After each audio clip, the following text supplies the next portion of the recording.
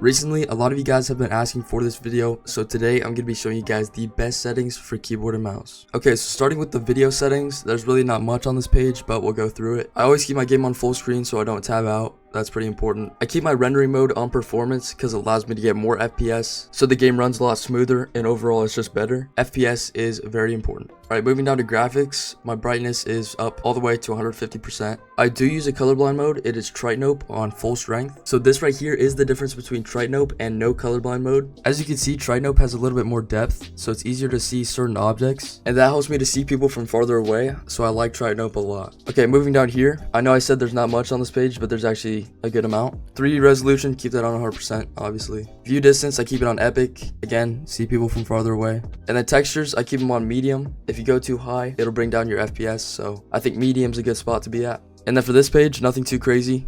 I have auto open doors on.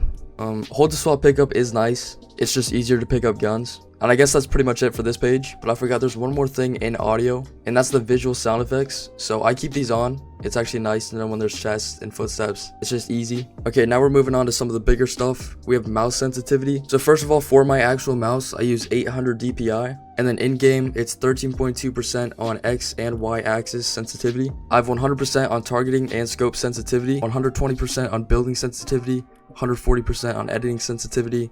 And this is all just pretty much based on feel, so I like to test out different things and see how they work, and I think this sensitivity works pretty nice for me. And also no, there's not some secret sensitivity that gives you perfect aim. When I first started playing, I liked testing out different sensitivities, and I think that's just the best way to do it. Now we have the most important part of these settings, and these are the keybinds. So I'll start by scrolling down so you guys can see mine.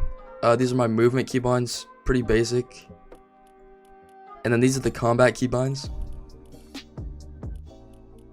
And then last but not least, the building keybinds. Okay, so with the building keybinds, the most important thing is having optimal keybinds. And what this means is having most of, if not all of your keybinds as close as you can to WASD, so they're easy to reach, easy to access, and this also just feels better. So when it comes to optimal keybinds, I think the most important thing is not taking your fingers off of WASD when it comes to using crucial keybinds. For example, I know a lot of people who use the numbers for building, and these keybinds aren't actually that optimal because you have to take your finger off of W to actually go press those keybinds. So that means you can't actually run while you're using those keybinds. That can negatively impact your gameplay and mechanics. I actually used to have on optimal keybinds, I used to use my numbers for building. But then a couple years ago, I decided to switch some of my building keybinds to my mouse, and that actually helped me improve a lot. And yeah, I guess that's pretty much it for these settings. So the best advice that I could probably give you is just to try out different things. Obviously at first it'll feel really weird. When I changed my keybinds, it felt super weird and I wanted to go back to my other keybinds, but I just kept working on it and now I'm better than I was back then. But yeah, I guess that wraps up this video. I hope you guys learned something. If you did, please consider subscribing to the channel. I'll catch you guys in the next one, and peace out.